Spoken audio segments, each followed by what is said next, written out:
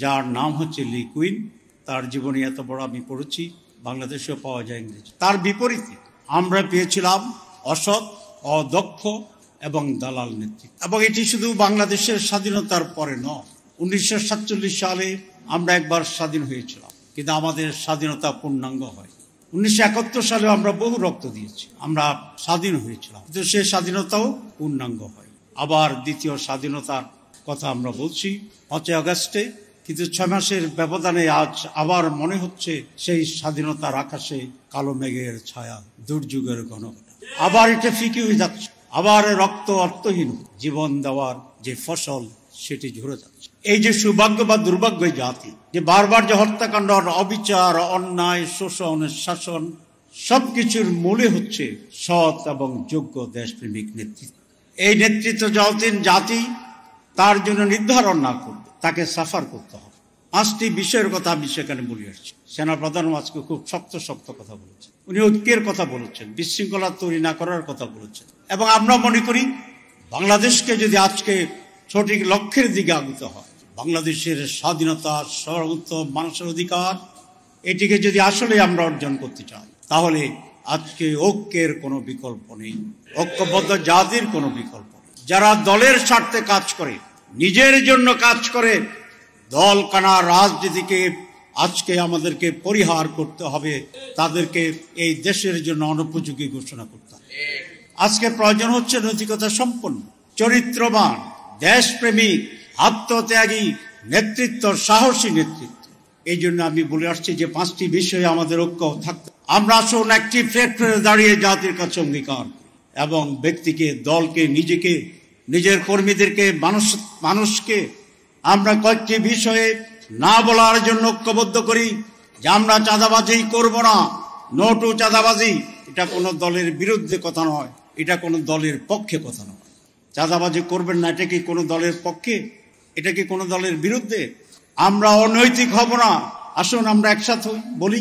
আমরা যখন বলি দেশে চাঁদাবাজি থাকবে না, কেউ কেউ মনে করেন আমরা তাদেরকে কন্ডেম করব। কেন? আপনারা কি নিজেদেরকে সেভাবে চিহ্নিত করেন? আমরা তো বলিনি আপনাদের। আপনারা জানেন একটি গ্রামে হাঁস চুরি হয়েছিল, কোনোভাবেই হাঁস চোরকে রিকগনাইজ করা যাচ্ছে। জুমার দিনে ইমাম সাহেব খুতবায় বললেন, যিনি হাঁস চুরি করেছেন তার চুলের ভিতরে হাঁসের একটা পালক দেখা যাচ্ছে। হঠাৎ করে এক ব্যক্তি মাথায় হাত দিচ্ছে। তাহলে চোরকে প্রমাণের দরকার আছে? আমরা যখন বলি চাঁদাবাজি করবেন না, আপনারা চুলে হাত দেন কেন? আপনারা মাথায় হাত দেন কেন? আর যদি এটাই আপনাদের কথা হয় তাহলে বলুন জাতির কাছে। সে সাহস তো নাই। আমি বক্তৃতা লম্বা করতে চাই, এটা জামাত ইসলামীর জন্য নয়, এটা দেশের জন্য আজকে প্রয়োজন। উই নিড এ চেঞ্জ, পরিবর্তন আনতে হবে এই দেশে, এবং সেটা পজিটিভ পলিটিক্স। অন্যকে গালি দিয়ে রাজনীতিতে মানুষের হৃদয় অর্জন করা যায় না। রাজনীতি হচ্ছে একটা সফিস্টিকেটেড জিনিস, একটা উন্নত মানের কাজ। এখানে গালি আসবে কেন? এখানে মিথ্যাচার আসবে কেন? এখানে অন্যকে দাবি দেওয়ার জন্য হিংস্রতা এবং শক্তির প্রয়োগ হবে কেন? এই সকল কিছুই তো আজকে বাংলাদেশের প্রধান সমস্যা হচ্ছে রাজনীতি। আমি এই জাতিকে আহ্বান জানাবো, একটিবার আপনার এই সমস্ত নেগেটিভ অপরাজনীতিকে পরিহার করুন, প্রত্যাখ্যান করুন। নৈতিকতার ভিত্তিতে, আদর্শের ভিত্তিতে, চরিত্রের ভিত্তিতে, সততার ভিত্তিতে, দেশপ্রেমের ভিত্তিতে, আত্মত্যাগের ভিত্তিতে, ব্যবসা নয় সেবা, এর ভিত্তিতে যে রাজনীতি, সেই রাজনীতিকে একবার ইয়েস বলুন। এর বিপরীতে যত রাজনীতি তাকে নো বলুন।